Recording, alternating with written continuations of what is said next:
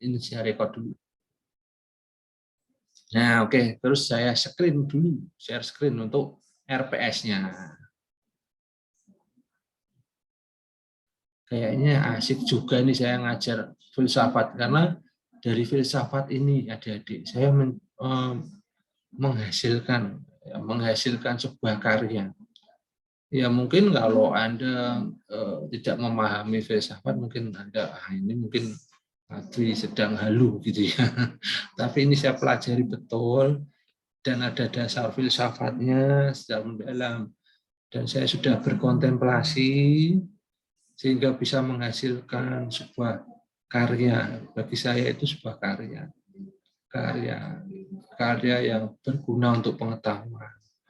Next time mungkin Pak Dwi akan menuliskan sebuah buku yang ya untuk karya Pak Dwi itu tadi, mungkin ya buku yang ya untuk apa ya tadi ibaratnya nyumbang paku dari sebuah rumah. Nah, itu ya.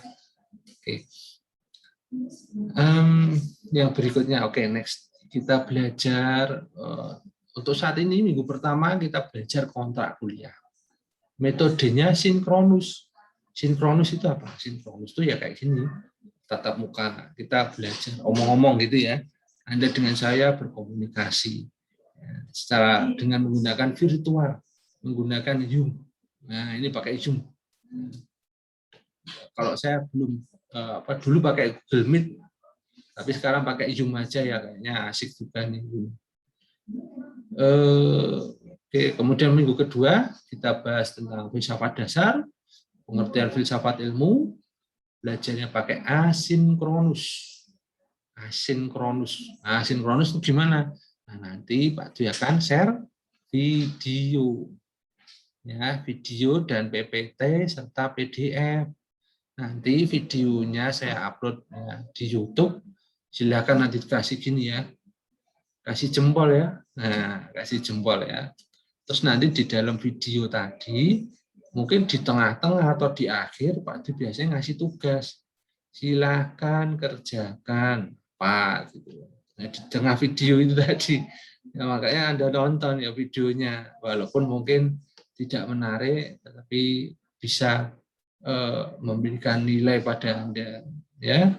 Nilai artinya apa? Nilai pengetahuan ya, nilai yang sesungguhnya ya, ya. Seperti itu adik-adik. Nah, kemudian yang berikutnya ini perkembangan ilmu pengetahuan kita membahas. Jadi filsafat tadi menghasilkan ilmu pengetahuan. Loh, pengetahuannya apa itu? Nah, tadi Anda ingat enggak ada yang namanya Ibnu Sina? Ibnu Sina ini yang meletakkan dasar-dasar kedokteran modern. Ya, pendekatan filsafat materialistik. Ya, jadi dia melihat apa adanya. Jadi dari materialistik apa adanya tadi dia menemukan metode, cara-cara ilmiah untuk di bidang kedokteran. Ya, seperti itu. Nah, kemudian itu ada ilmunya apa aja yang dihasilkan? Ada kedokteran, ada matematika, ada fisika, kimia, geologi, ya. Walaupun untuk saat ini mungkin matematika itu sudah memisahkan diri dengan filsafat. Ya. Lu kok bisa berpisah? Karena matematika ini apa ya? Matematika ini dia termasuk apa ya? Untuk dia metode juga, dia metode ya perhitungan ya untuk menentukan sebuah nilai. Nah, dalam artian begini, karena ini ada suatu nilai tersebut memiliki apa namanya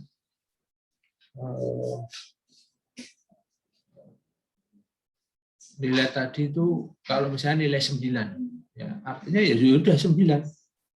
Kalau nilai 7 ya sudah 7 gitu loh. Artinya dia tidak memiliki apa ya secara kualitatif dia mencapai tingkatan tertentu, itu tidak. Dalam artian dia apa adanya. Sehingga ini dia akhirnya memisahkan diri dari filsafat. Karena filsafat ini kan proses berpikir. Kalau kita ngomong angka 9, ya udah 9 gitu loh. Jadi jumlahnya ada 9. Kalau angka 2, jumlahnya ya 2. Tidak ada arti lain. Misalnya berdua satu tujuan, akhirnya beda lagi satu artinya gitu loh. Ya kan? Kalau berdua satu tujuan, ya kamu kemana-mana berdua. Ya. Nah, oleh sebab itu, filsafat matematika memisahkan diri dari filsafat. Karena filsafat ini tadi berpikir, proses berpikir, menghasilkan matematika. Matematika menjadi ilmu pengetahuan, ya. Ini gitu ya, saudara ya. Jadi paham ya? Matematika lu malah ngop. Ya, ngantuk ya, ini jam-jam ngantuk ya. Suaranya Pak Di sudah mau habis ini. Ya, saudara, ini kemudian minggu ketiga. Ya.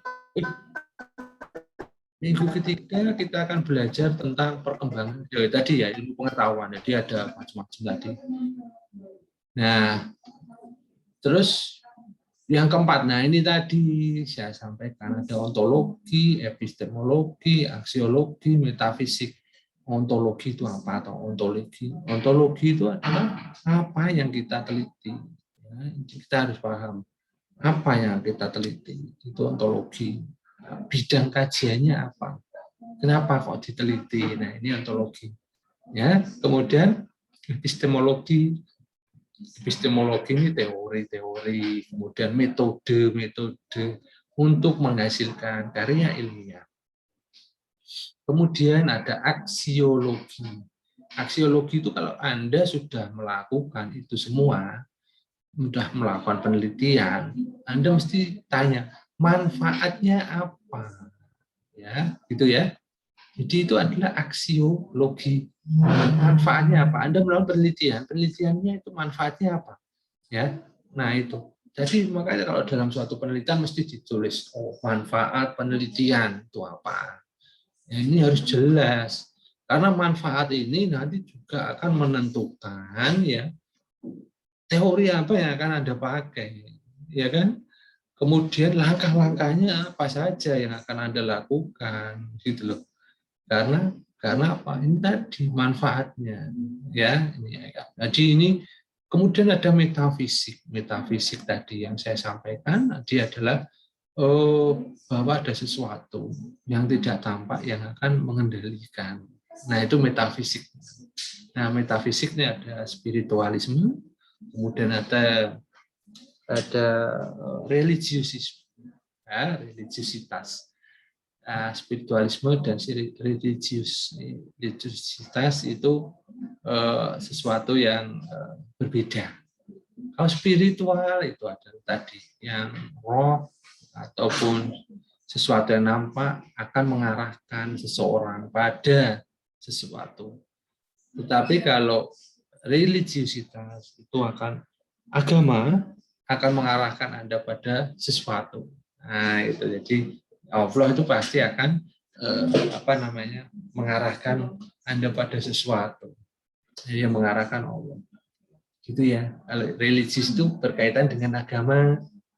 Oke, pertemuannya minggu kelima ini kita bahas konsep sentral filsafat ilmu. Sebagai penyangga ilmu, langsung tanya apa? Itu bahas tentang ilmu kebenaran. Ilmu kebenaran itu apa? Koherensi, persepsi, kemudian ada apa lagi nih? Nah ini korespondensi. Nah, ini. Kemudian ada pragmatisme. Nah tadi, jadi pragmatisme itu apa?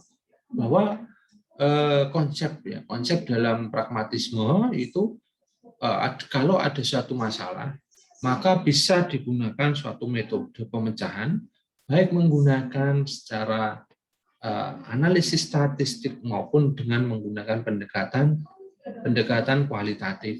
Ya. Nah, sejajar antara statistik ini pendekatan statistik atau dengan kuantitatif dengan kualitatif ini berbeda paradigmanya. Artinya apa? Secara epistemologinya, langkah-langkahnya, metodenya itu berbeda. Nah, oleh pragmatisme ini tadi, langkah-langkah ini digabungkan, adik-adik, ya, digabungkan, ya, sehingga penggabungan ini bisa untuk memecahkan suatu permasalahan. Oke, kita bahas di situ, ya. Kemudian pertemuan yang ketujuh, ya. Oh, peta konsep filsafat ilmu ya, keenam ya. Itu konsepnya apa saja? Tadi sudah saya jelaskan tentang ilmu, ada ilmu matematika, ilmu agama, ilmu bahasa, ilmu sosial, ilmu budaya, budaya itu humaniora, ya, budaya, seni, agama, ya itu ya. Kemudian ada objek filsafat ilmu. Objeknya apa? Objeknya adalah tadi empat ini tadi. Ada ontologi, ada epistemologi, ada aksiologi, ada metafisik. Nah, keempat ini tadi menjadi objek, ya, dari filsafat ilmu. Ya, tentu saja di sini hampir mirip, tetapi yang pertemuan ketujuh saya akan lebih menekankan lagi, ya, lebih istilahnya penguatan, ya, objek filsafat ilmu. Ya. Kemudian pertemuan ke-8 ini ada UTS, ini ujian tengah semester. Pertemuan yang ke-9 ini minggu ke-9 ya, kita belajar manfaat belajar filsafat ilmunya. Manfaatnya tentu saja orang akan menjadi bijaksana. Orang akan menjadi semakin logis, berpikir secara logis. Kemudian juga akan mengajak orang pada suatu kebaikan, ya. Jangan Anda mengajak orang pada suatu kejahatan, gitu ya. Nah, ini metodenya ini untuk pertemuan 9 ini sinkronus, adik-adik.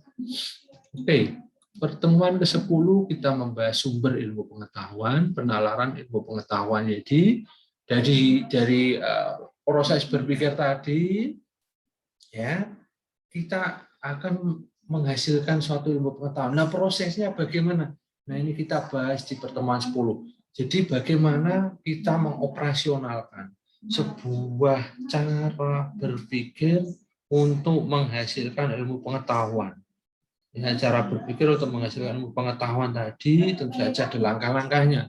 Tadi ada ontologinya, epistemologinya, aksiologinya, serta satu lagi apa tadi metafisiknya. Nah, seperti itu, saudara. Kemudian pertemuan 11 struktur ilmu pengetahuan, ya ini tadi hampir sama tadi, bagaimana kita kemudian setelah kita paham, berarti kita menurunkan kepada dalam suatu metode penelitian. Ya, di sini ada paradigmanya, ya, paradigmanya atau pendekatannya.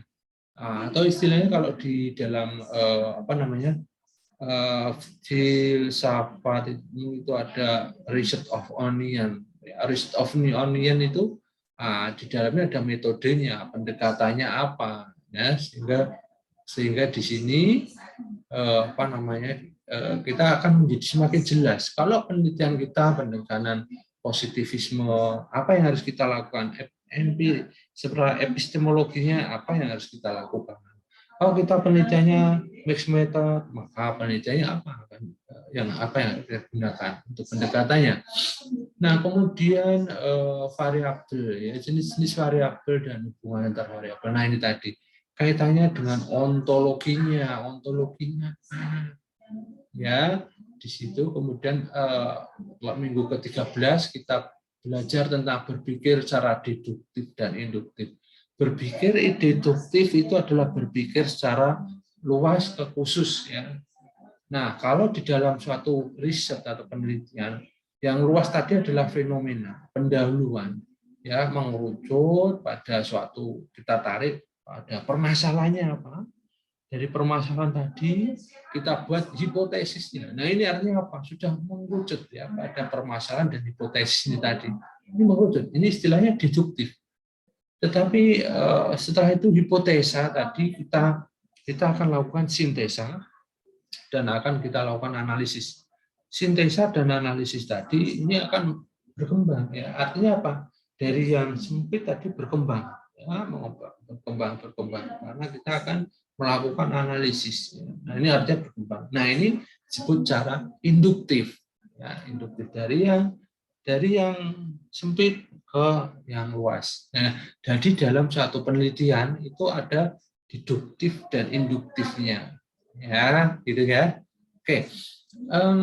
Yang berikutnya ini ada proses sintesis dan analisis, kemudian proses ke-15, pertemuan 15 ini pengetahuan secara kualitatif dan kuantitatif. Yang terakhir ini adalah ujian akhir semester. Saya rasa itu ya nanti next time kita akan lebih bahas lebih luas, lebih lanjut ya. Oke, gitu ya. Ada pertanyaan? Ini waktunya mau habis, tinggal 1 menit ya. Ada mau tanya silakan, kalau mau tanya Anda pakai grup WA ya, grup WA.